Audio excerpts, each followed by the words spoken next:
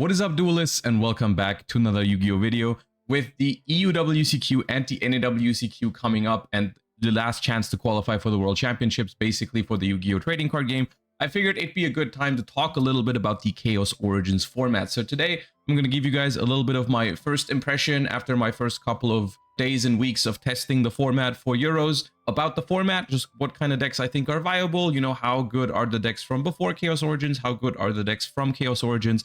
And I'm also going to give you guys a little bit of insight into my preparation for the European Championship and what deck I'm going to play. So I hope you enjoyed today's video. Make sure to leave some feedback in the comments down below. Let's get started. My first impression is that Chaos Origins does change the format a decent amount.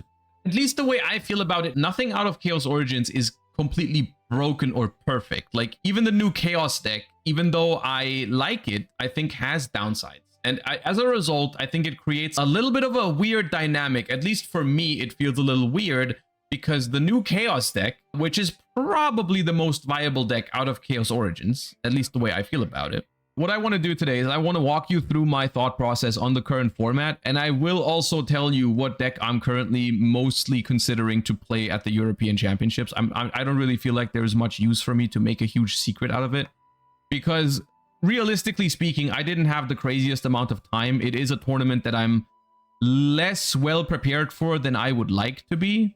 I don't think I have anything that's super crazy or anything like that. I'll just like genuinely share how I feel about these decks and how I feel about the matchups, and as a result, the kind of deck that I want to be playing.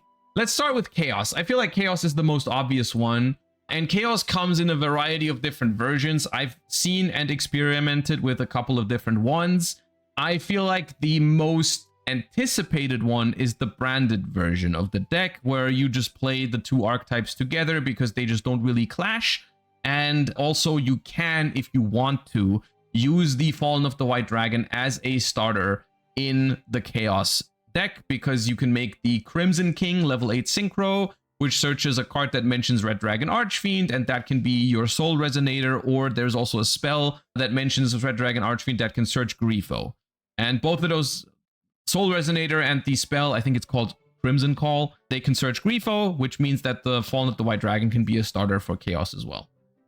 To me, this feels like a strong deck. I think it's a strong deck. It is currently the deck that I'm on for the European Championship. This is the deck that I'm on. The reason why I'm not putting it into the strongest, actually, let me call this category the strongest.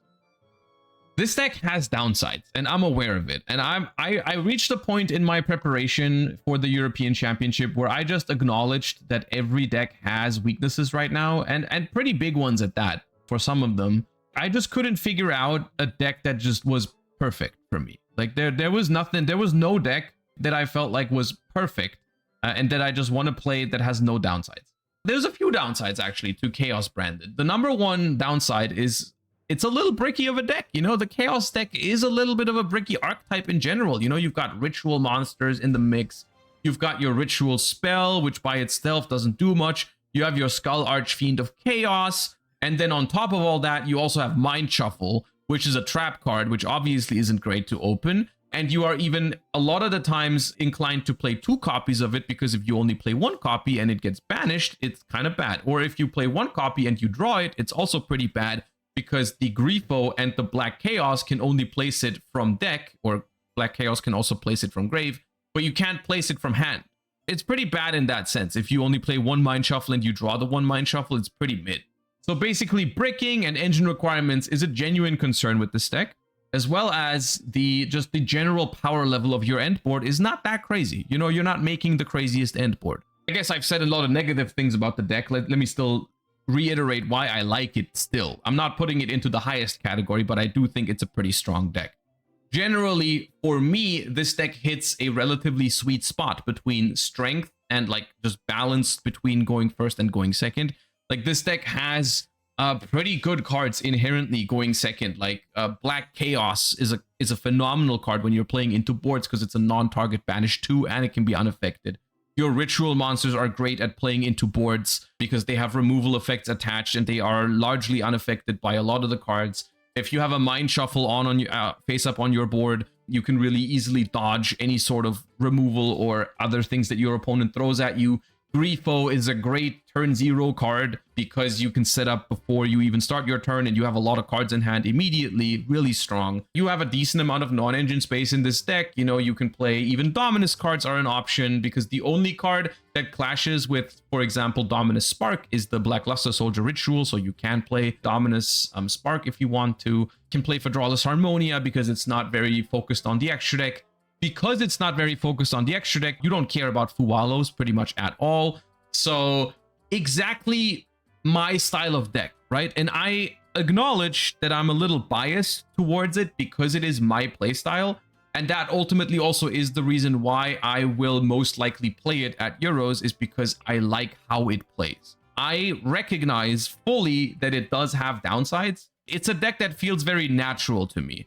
And especially as someone for this tournament in particular, I don't have the most amount of prep time. I don't have the time to learn every single deck here super extensively right now. I think for me, playing a deck that I feel comfortable with, that plays into my strength as a player, which is like, okay, I like to play longer and grindy games. I don't need my deck to be completely auto win going first. I'm okay with making a smaller board in exchange for a good grind game and better going second.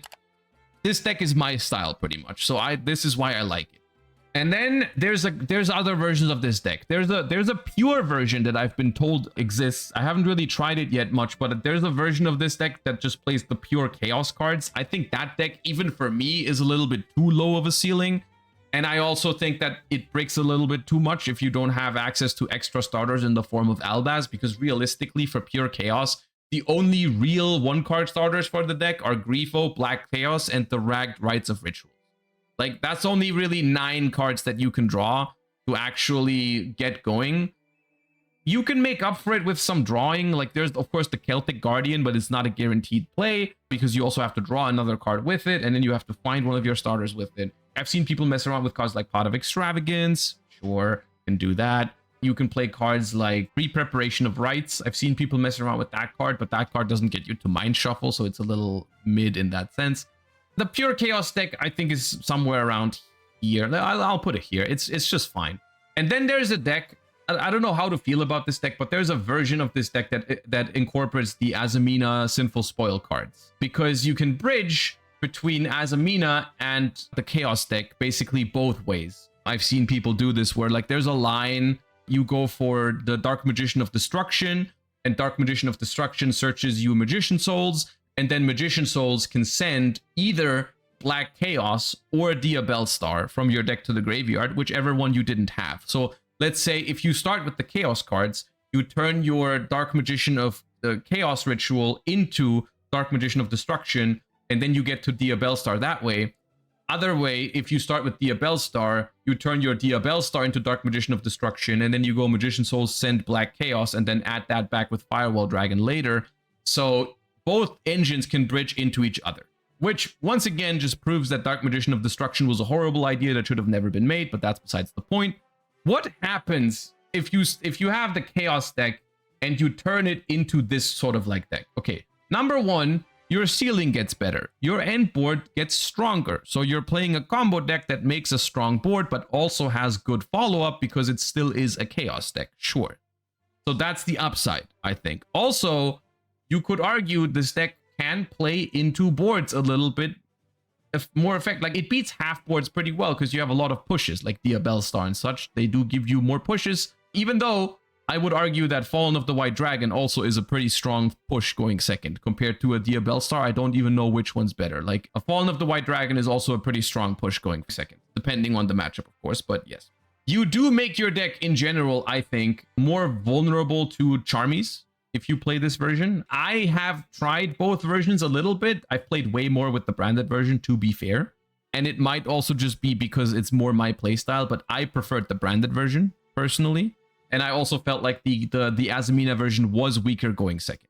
But this deck still, I think, is a strong deck. It's not for me. This deck absolutely is not for me, and this is to no one's surprise that if I'm comparing the Albaz mid-range version of the Chaos deck to the Azamina combo version of the Chaos deck, that I prefer the branded version, personally. I know a lot of other people that don't prefer the Chaos version. They want the extra ceiling and the extra pushes from the Azamina deck. I get it. It's just that I tend to value, you know, going second, consistency, and lower ceiling but better grind game and stuff like that. I value that more. And so I think it's a strong deck. It's just not my thing, and I tend to be a little bit biased against it, I think. I don't want to rate it too low because I don't want to just be blinded by my bias. Like from my perspective, this was the same thing I said about other decks in the past. Like when people started making, for example, Branded Draco Tail, and they turned it into a combo deck by adding the Magistus cards.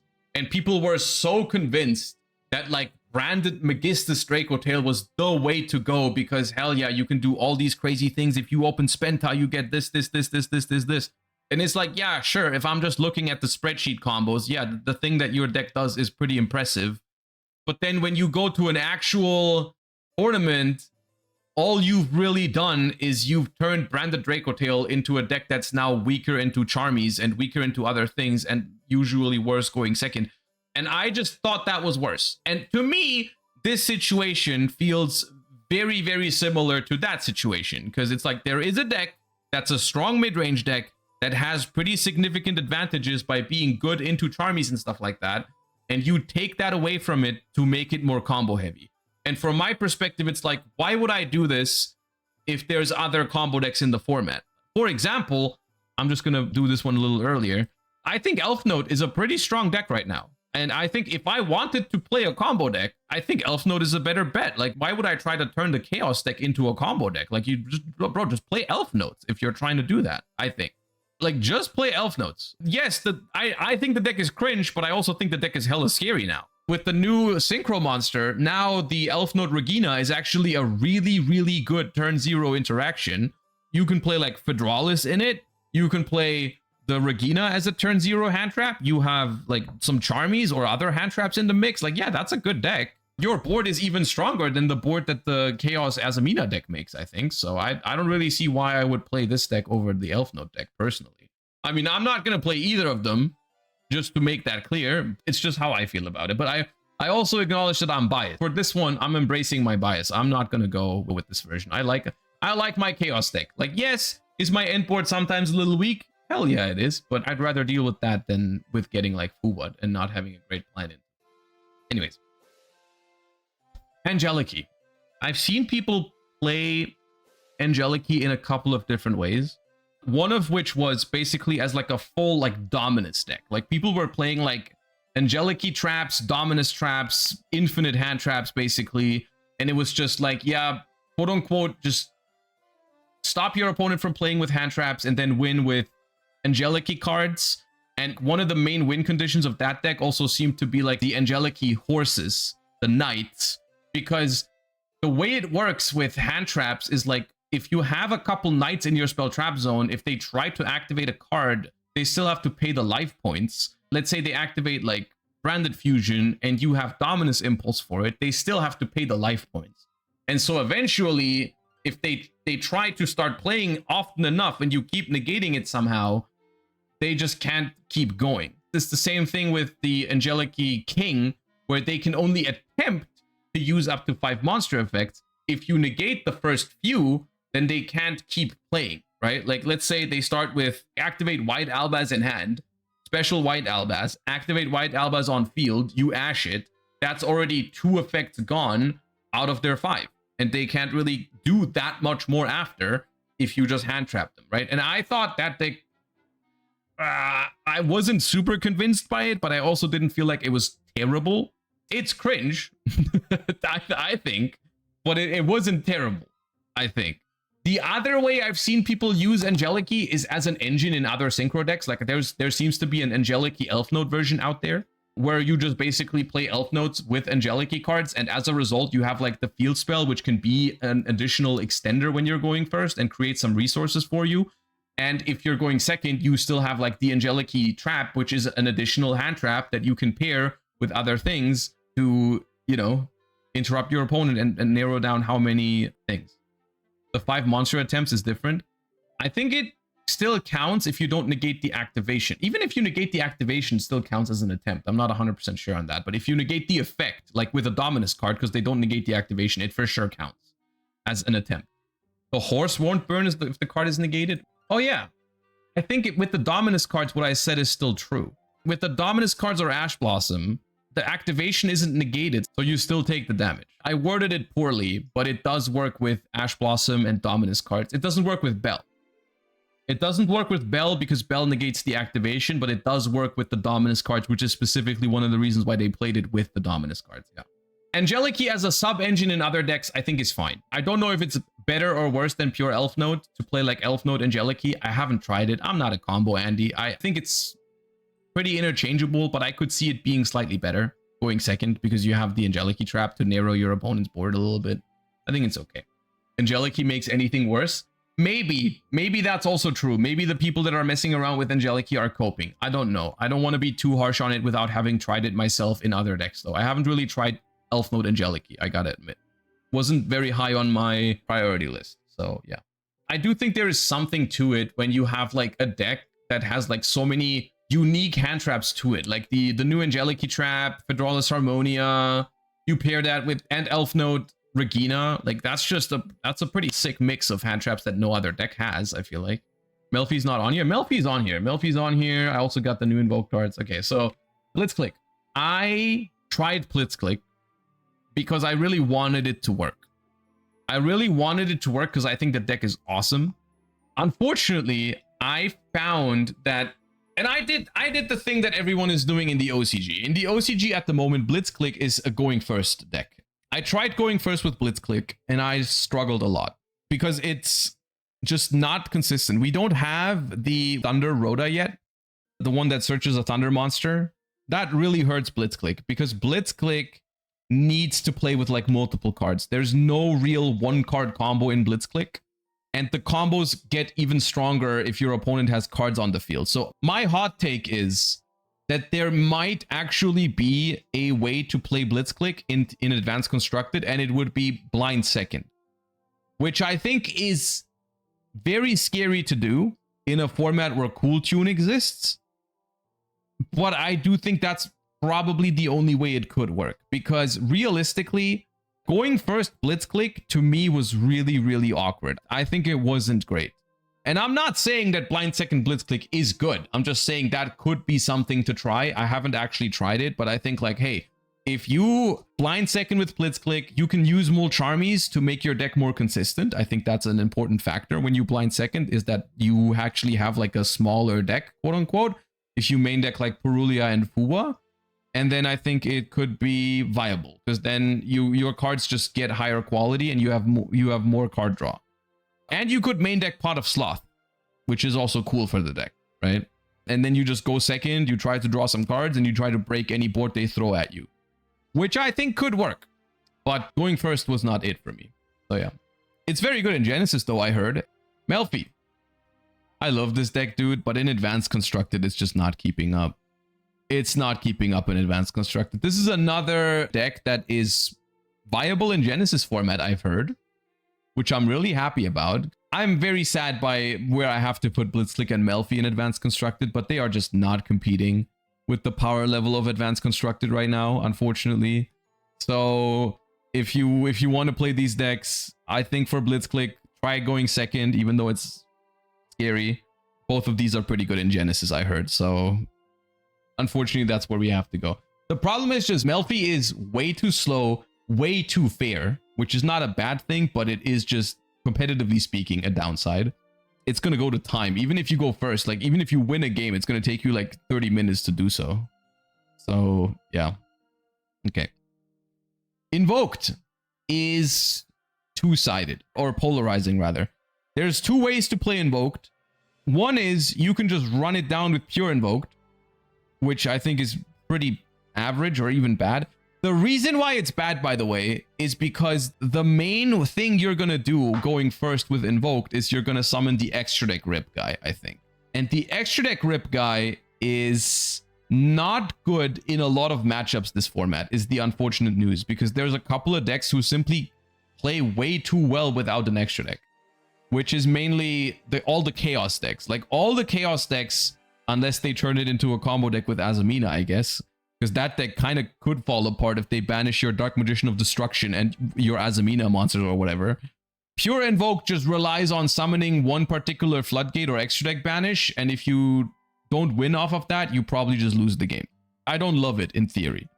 There is a world where you can splash Invoked into other decks and it becomes significantly better. Because all of a sudden, I've seen people mess around. I think it was Jordan who posted an Invoked Draco Tail deck list on his channel. I didn't actually end up trying the deck, but I think something like that could happen. And if someone sits down and cooks something with those cards, like a hybrid, maybe that's gonna work. I don't really believe in it. And I'm just gonna be clear with you guys right now. I think that's good news. I think that Invoked is looking like it's not great is incredibly good news for everyone in the Yu-Gi-Oh community, because that means you're not going to get your extra deck ripped apart, and you're not going to be under Macrocosmos every time, or Kaliga, or have to play against Omni Negates from Mechaba. Like, no one wants this deck to be good, except the people who are like diehard Invoked fans. But the deck's playstyle is just not it, dude. So I'm not looking forward to facing any of them, but luckily I don't think they're actually that good. So yeah. The Sacred Beasts. Sacred Beasts are not great, but also not terrible. I think the fact that they have like some pretty good draw is nice, and they do have some combo lines that are okay. In general, it falls into the exact same category as Melfi and Blitzclick though, where it just doesn't quite keep up with the power level of Advanced Constructed, and that makes it good in Genesis. It is good in Genesis, actually. I think it's a little bit better than Melfi still in Advanced Constructed. It spams like Varudras as well, which is an advantage. And those are mostly the new decks. So as you can tell, I don't think any of the new decks instantly enters the format as one of the top tier decks. I'm going to make this very clear. I think Cool Tune is the best deck still overall. And the only reason I'm not playing Cool Tune at the European Championship, which I'm pretty certain I won't, is I just don't want to play a hand trap deck. I don't want to play a deck that relies on hand traps. Statistically, I know it's a good approach going second to try to hand trap your opponent to death. I just hate the feeling of going second and hoping that I can stop my opponent from playing completely, because I know that if they are making a board, I'm probably losing with my deck because I don't push into boards well enough. This is something that I regretted doing it at the German National Championships, because I just feel like Cool Tune is a deck where, or hand trap decks in general are something that you take a lot of agency away from yourself and put it into your opponent's hands, because going second is more often about, does my opponent find a way to outmaneuver my hand traps, or do they just draw a hand that beat my hand traps and then they win? I tried siding board breakers in it, but it just didn't really help that much. Cool Tune with a good hand can push through boards, but it's very dependent on drawing like the right hand traps to minimize the board, and then drawing like normal summon, Cool Tune synchro overtake or something like that. It's not a deck that on average plays well going second. Cool Tune is a strong deck going first, probably one of the strongest decks going first in the format in the hands of the right players. But going second, it's very reliant on drawing specifically rotary Cool Tune synchro, plus a couple hand traps, plus a good normal summon. And then you can push into boards, but you're still not guaranteed to push into a board. It can push through Rolad pretty easily without needing non-engine. Yes, but the issue I found in that matchup is it's not enough to push into Rolad, you have to kill them. If the Chaos deck survives a turn, the follow-up, you just tear Cool Tune apart. You have to not only be able to play the game, you have to be able to win the game immediately. If you do not immediately win the game, turn 3 in the Ritual deck, your board is not holding up. There's no way. They start turn 3 by like special summoning Black Chaos, and that thing is unaffected and banishes 2 cards non-target. Like, no, you're not setting up shit into that. And it doesn't even start a chain to summon itself. Like, you summon the Black Chaos first action on your turn 3, they are not happy. And this is the same for any matchup. Like, bro just appears and says banish 2 cards non-target. Also, I'm unaffected, by the way. if you don't kill them, your board is not holding. Look, and here's the thing. I'm still rating Cool Tune the strongest deck in the format overall. I think raw win percentage, this deck is the strongest. I just think for me personally, I want a deck with more agency. I don't want to play a deck with 20 hand traps. I wanna play a deck with like more engine. I want to draw engine heavy hands. I want to play into boards. I don't want to try to prevent boards. I want to, like, you know, maybe discard a more Charmy here and there and that kind of stuff. And I don't want to do like Imperm Veiler, Bell Ash, Ogre, Harmonia. Like, it's just not what I want to do. It's more of a personal preference, because I do think from a raw power level perspective, I think Cool Tune is better on paper. And another reason, and this is something that I want to talk about right now, I think hugely benefits Cool Tune, is that both Sky Striker and Branded, who have been very, very good before Chaos Origin, I think are falling off a little bit. And neither of these two decks are bad now. I want to make that clear. I think they're not bad. But both of these decks have two big problems. Number one, Sky Striker has barely any hand traps, and Branded also has barely any hand traps. Elf Note eats these decks for breakfast if it goes first. Problem number two, the Chaos deck. Chaos is insane against both of these decks, pretty much. They just made a deck whose grind game is genuinely just better than Branded. The interactions that the Chaos decks have are so good against Branded. So here's the thing. Branded is a deck that doesn't make the craziest boards. It doesn't stop your opponent from playing. The only thing it does is it says, hey, my graveyard setup is so good that it's really hard for you to play into me. Essentially, what I just said about the Chaos Ritual deck a second ago was also true for Branded. Branded was often like, if you don't kill me, my follow-up is gonna beat you, right? That is what Branded does, but not against Chaos. Because Chaos has non-target banishes, targeted banishes, and a crazy amount of graveyard interaction too with just the Skull Archfiend of Chaos. The Skull Archfiend of Chaos, just in case you weren't aware of it, has a graveyard effect where you can target 3 cards in the graveyards or banishments, including 1 card that mentions Ritual of Light and Darkness, put them back to the deck, and then summon itself. That is not limited to your own cards. You can shuffle your opponent's cards into the deck. So what you're going to do is you're going to use the Skull Archfiend of Chaos. When you play into the Branded board, you banish some of their stuff from the field, like your Quem, it's gone. Or if you're not careful, your Albaz, your Cartesia, whatever, it's all banished. Whatever ends up in your graveyard for your end phase, it goes back into the extra deck. You don't get to trigger it. You know, your Cartesia, your Ecclesia, the thing you send with Fallen and the Virtuous, the thing you sent with Mirror Jade, it all goes back into the deck. It feels like when you tried to play a graveyard deck in Ishizu tier format, right? Like your graveyard just gets picked apart every turn. The Chaos matchup for Branded is really hard. It still has a fine matchup into Cool Tune, so I would still rate it a strong deck personally. It's just that if you run into Chaos, you have a problem. You have a genuine problem. And the only way to beat Chaos is to catch them off guard with like Fallen and the Virtuous on Mind Shuffle, which is good. You know, Fallen and the Virtuous is a good card against Chaos because you can try to destroy Mind Shuffle. That's true. But if they ever get to a board state where they have established their stuff, you are not beating the deck. That's a big downside for Branded. And that's a big upside for Cool Tune because Cool Tune doesn't love the Branded matchup. Branded was a deck that was good because it was solid into Cool Tune, and so less Branded means good news for Cool Tune, I think. So that's why I'm rating Cool Tune still a notch above like Chaos, for example. And Sky Striker is similar. Sky Striker is not that great into Chaos. It's not terrible. You have ways to outplay them a little bit. I would say the best way to play the deck would probably be with Radiant Typhoon now. You want to play a bigger Radiant Typhoon package because Mystical Space Typhoon is just actually a good card against Chaos to out Mind Shuffle whenever you want, right? Like, you have targeting removal, right? You have Fallen and the Virtuous, you have Widow Anchor, so you can out the ritual monsters. And when they chain Mind Shuffle, you like chain Mystical Space Typhoon, and then you're like, let's go. I popped it. The problem is, if you don't kill Chaos, the same thing happens. You set up your board, you grind into the Chaos board, and you're like, okay, let's go. I have my 0, I have 4 sets, I pass to you. And you know what they do?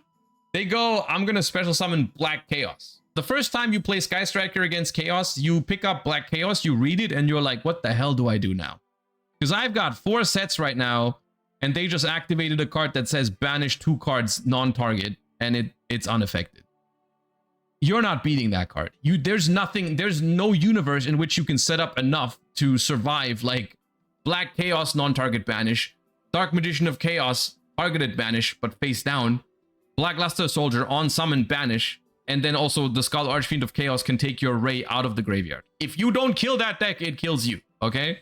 You're not outgrinding it. You are not outgrinding it. So Sky Striker and Branded both, I think, they're still good decks. And also Sky Striker, there's basically no hand traps. You're going to have a hard time against Elf Node as well. I love these decks too much to put them down even lower, but I can't stress enough how much they struggle into the Chaos deck. In some ways, even though I love the Chaos deck, I'm actually a little bit sad that it came out because I just don't consider these 2 decks as an option for me for Euros right now because I just don't want to have that matchup ruin my day. Even if I do well at Euros, if I run into the Chaos deck in top 8, I think I just can't go to Worlds. I'm just gonna lose if the Chaos player is good. So these 2 decks really go down a notch with Chaos being introduced, I think. Okay, Blue Eyes is mid. I don't know why I included it, to be fair. Clown Crew gets new tools, but ultimately still stays a pretty average, below average deck. I think once we get the Pendulum, maybe I'll revisit it. Also, I think the new Board Breaker Tribute Lava Golem card from Beyond the Brave seems neat in it. Ghost Ogre is also a card that's probably going to be more popular this format, and that also hurts Clown Crew a lot, because Ghost Ogre is pretty good against Mind Shuffle. Play Ghost Ogre, especially in Cool Tune. So I don't think Clown Crew is great right now. Doomsy is fine. Just fine, I think. Yeah, I feel like you have a hard time outing the Dark Magician of Chaos ritual because you have mostly non-target pops, and non-target pops don't really work. And you also can't pop the back row because the Dark Magician ritual protects the back row from being destroyed. And so you have a very hard time just removing their shit. And also, the main way they interact with you is by banishing your cards, which doesn't trigger any destruction effect. So I think the deck is still okay, but I think there's better alternatives out there if we're talking, because it's basically a combo deck. I just think there's better stuff out there. Radiant Typhoon. I think Radiant Typhoon is, and I'm surprised I'm saying this, but I think it's not that bad. I think it's not that bad. I had my doubts about Radiant Typhoon going into last format after the last ban list. I feel like, and I stand by it, I still think they did this deck dirty with 1 copy of Chant. But technically, the deck is okay, I think, into a lot of the decks in the format. I just think it's like a slightly better version of Sky Striker into Ritual of Light and Darkness. Because you can at least, you have very consistent access to Mystical Space Typhoon. So you can just have a Mystical Space Typhoon in your hand, hold it up, start playing into the board, force the Mind Shuffle somehow with like Phonics, for example. And then when they chain the Mind Shuffle because they're forced to, you just Mystical Space Typhoon it when the Dark Magician is now no longer on the field because they just bounced it, right? It's okay. Not in love. Actually, you know what? I'm going to do this. I think both of these decks deserve to be a little lower. Yeah, this looks better to me. Radiant Typhoon's problem is Elf Notes. Yeah, both of these decks are usually very, very low on hand traps, so Elf Notes is going to eat you for breakfast when they go first. But if you go first, here's the thing. It still is kind of like a 50-50 matchup, because if you go first, Elf Notes also, I don't think, beats Radiant Typhoon. As long as you don't brick. Draco Tail Branded. Similar to Radiant Typhoon, I was very surprised with how well this deck was doing post-ban list. I actually didn't expect it to be this viable, which it clearly was.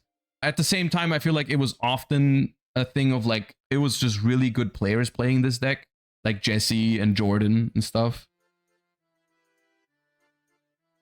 I think it's just okay, man. I don't hate it. I don't love it. I really. And also, you could argue that it was more like a branded deck than a Ritual of Light and Darkness deck. I feel like you could argue that. Eniacraft is very mid, unfortunately. We've talked about this more than enough. Eniacraft, literally, you just close your eyes, You hope that your opponent doesn't know what it does, and then it could be okay. And that's it. Other than that, if your opponent knows what it does, you basically need floodgates to win.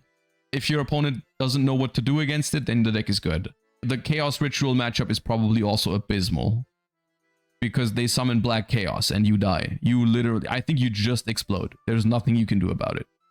I think Ritual of Light and Darkness wins this matchup even if they don't know any effects. Yeah, you're probably right. That matchup seems unwinnable. Okay. Mitsu, surprisingly, does get a little bit of a push from Chaos Origins, because Mitsu can play the spell that they play in the Ritual Light and Darkness deck. Like, that card is just Rhoda for Habakiri. That card searches Habakiri, so you have another spell, and that is good. That is not to be underestimated. I think it's okay. I think it's an okay deck. I haven't really... I gotta admit, I haven't messed around with it, because that's just not the deck I'm looking to play. But it is decent. I mean, there's other things, like the Mize is still coming up. The new Lava Golem replacement is kind of interesting for Mitsurugi. It's definitely going to have its time again, I think, if they don't hit it further. I feel like it's going to have a time where it's going to rise again. But I still feel like Mitsurugi, like, going second into Cool Tune is hard. You do have more starters now, but Cool Tune has a relatively easy time usually just looking at your hand and being like, okay, he's got this and this and this play. I'll just, like, this gets negated by Zaylan, this gets ashed, and so on. And it's just, meh. I think if I would play Mitsu, I would lean into the direction of Dominus cards and Harmonia, probably. Luna Light is slowly but surely dying, because every deck that comes up suddenly just has outs to Liger Dancer, like the Ritual of Light and Darkness. Ritual of Light and Darkness against Luna Light is somewhat interesting, because funnily enough, Ritual of Light and Darkness can only out Liger if there's another monster next to it, because the Blackluster Soldier, if it kills something in battle, can gain 1500 and attack again. So that's a very easy way to out Liger Dancer. But if you just don't have another monster next to the Liger Dancer, you have nothing to attack into.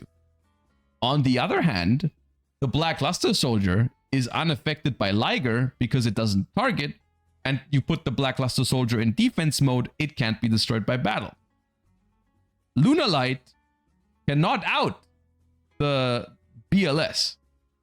So if you just stare at each other with those two cards, genuinely, and here's the thing, if you don't have an out to the Blackluster Soldier in your deck somehow, you deck out first, because they have the Skull Archfiend of Chaos. The Ritual deck cannot deck out, actually, while Luna Light can.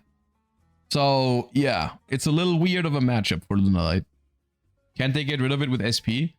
I mean, you can target it, but then they bounce it back to hand, and then, you know, it's a little weird. It's a little weird. They can try to resummon it and everything. I'm sure there's ways. But, like, also, here's another thing. Luna Light is bad into Cool Tune. Luna Light does not beat Branded going second. Luna Light doesn't even beat Sky Striker consistently when it goes second. Like, Luna Light is genuinely just not even good into a Widow Anchor. Like, if they negate your Gold Leo and take it, that's rough. You're going to lose going second to Elf Notes. I'm pretty sure Elf Notes can out Liger as well. But I think, yeah, it's just, I think Luna Light is not eating good. I think I'm going to move it down slowly but surely. I think Luna Light is gonna lose popularity and strength over the course of the next couple of formats, unless maybe there's a format where suddenly no one has any outs again and then the deck will come back. I guess that's the good news for people that like the Luna Light deck, if those exist, is that it always has a chance to come back. This is the kind of deck that's never going to be completely gone in Yu-Gi-Oh! Like, while the cards are all legal like this, I think it's always going to have a chance to return. Just if the format calls for it, you can just bring it back. But right now, the format is deck that has outs, deck that hand traps you to death consistently, and deck that FTKs you when you go second. So these are not great matchups for Luna Light. Orchist. I've never been a huge fan of the Orchist deck since it came back with the new support. I like how the deck plays in terms of, like, a lot of the cards still, like, maintained the good old Orchist feeling, but I just can't bring myself to like it from a competitive perspective. I don't think it's great. It's definitely, like, it's probably here. But this is probably a better ordering. Like this. Yeah. Vanquish Soul. Vanquish Soul K9 is like technically still playable. I mean, No More Noroi is, I guess, slightly annoying, but I think for most versions, Noroi was just a one of in the TCG because we did have more copies of Raisin and Stake Your Soul again, so people had more normal summons in their decks. The Noroi ban is not irrelevant for Vanquish Soul, but it's also not super big. Probably okay. How does it beat Ritual of Light and Darkness? How do you, like, 'cause a lot of the stuff that I'm thinking of right now is non-targeting, right? Like, how do you even out, like, a BLS in this deck? Raisin doesn't target it. Mad Love doesn't target it. Caesar doesn't target it. Holly Sue doesn't target it. Forced Release doesn't target it. You have Jax. You do have Jax, yeah. You kill by burn, that doesn't work. I'm not talking a scenario where your opponent has just the BLS and nothing else, because that's unrealistic, because the Ritual of Light and Darkness deck has so much follow-up. Like, they've got great grind game. If you can't out the dude immediately, you have a problem, because they're just going to come back at you next turn. Sky Blaster to book it. You can Val on it, I guess. Yeah, you can Val on it face down and then pop it. Yeah, it's awkward, though. Because the thing is, like, they're going to have Mind Shuffle. So when you start playing, they're going to, like, bounce it back to hand, summon out something else, and keep going. And eventually they'll just bring it back out. And yeah, that's the whole reason why the deck is good as well, is because it's not that simple most of the time. The two factors combining with each other, it's just like the monsters being unaffected and unable to be destroyed by battle or something, just makes the deck really hard to OTK. Because you're usually more worried about even finding an out in the first place to those cards. And then you can't really OTK them as well. And then their follow-up is what seals the deal, right? You're not winning because they can't out BLS. Like, you're winning because they can't out BLS this turn effectively and kill you. And then your follow-up is crazy, right? But yeah, Vanquish Soul, don't hate it, but don't love it either. Yummy... Here. Yeah, here's okay. Yummy isn't even that bad. It got top 4, I think, at German Nationals. But, like, what's the reason to play Yummy when Cool Tune exists? Like, realistically. Like, they're both the same deck, but Cool Tune is just better. They're cute. Yeah, sure. If that's your reasoning, then you can go for Yummy. It's not terrible. It is not terrible. It's been a while since I've actually seen Malice. I'm trying to think. Did Malice do anything this format? I feel like some people played it. Before Chaos Origins, if Malice was like around here, where does it go after Chaos Origins? Your Cool Tune matchup, I mean, stays the same, but definitely isn't good. Ghost Ogre is also usually pretty good against Malice, and that card's going to be more popular. You also, if there's less Sky Striker, that's a good matchup for you out of the way. Branded also, if you went first, was probably a good matchup for you a lot of the time, so that's gone. Or not gone, but less often. How is the Chaos matchup for Malice? I feel like it's not that bad, I guess. I feel like I can leave it here. They can banish the trap if there's no Dark Magician of Chaos protecting it. Right? Because Dark Magician of Chaos says you can't banish or destroy the spell traps. So it's not that big of a deal. Fairy Tail is like... okay. Yeah, solid combo deck. To me, it's often like I look at like the best deck in a category and then I find it hard to imagine why you would play another deck of the same category that's just usually worse at most things. For example, this is why Yummy seems kind of mid to me, is because Yummy compared to Cool Tune is, I feel like, just strictly worse. And like, for example, mid-range decks like Sky Striker or Branded Draco Tail or something, like those decks just to me seem pretty strictly worse than Chaos Branded. And this is the way I feel about Fairy Tail when I compare it to Elf Notes. I just feel like Elf Note is the combo deck if you want to play a combo deck. I don't really feel like any other deck has the same qualities. Because Elf Note is a combo deck that has like inherently a better chance going second because it's got Regina and Fedralis Harmonia.